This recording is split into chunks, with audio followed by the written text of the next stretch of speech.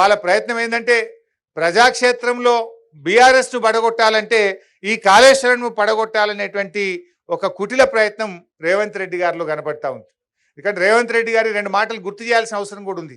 ఆయన గతంలో ప్రగతి భవన్ ను బాంబులు పెట్టి పేల్చేయాలని కూడా మాట్లాడినాడు.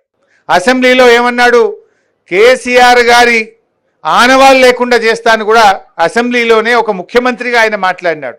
అటువంటి వ్యక్తి దేనికైనా ఒడిగొట్టాడనేటువంటి అనుమానాలు కలుగుతూ ఉన్నాయి.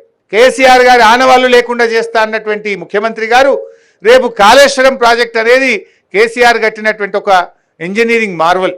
ఇవాళ తెలంగాణకు లైఫ్ లైన్. తెలంగాణ వచ్చిన తర్వాత ఆయన ఎంతో దూరదృష్టితో రేపటి హైదరాబాద్ అవసరాలను, తెలంగాణ సాగునీటి, తాగునీటి, పారిశ్రామిక అవసరాలను దృష్టిలో పెట్టుకొని మరి ఒక 100 ఏళ్లకు దూరపు చూపుతోని ఇవాళ కేసీఆర్ గారు కాళేశ్వరాన్ని నిర్మించారు.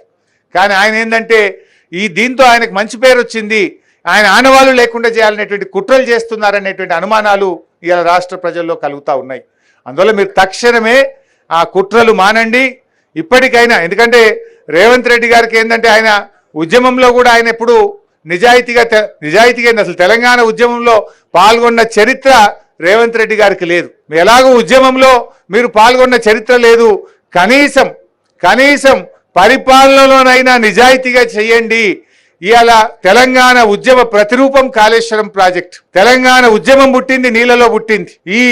ఇలాంటి నీళ్ళలో నుంచి వచ్చి ఉద్యమంలో నుంచి వచ్చిన ప్రభుత్వం అధికారంలోకి వచ్చి నిర్మించిన ఈ కాళేశ్వరంను రిస్టోర్ చేయడం ద్వారానైనా మీ నిజాయితీ నిరూపించుకోవాలని ఇవాళ రేవంత్ రెడ్డి గారిని నేను కోరుతా ఉన్నా.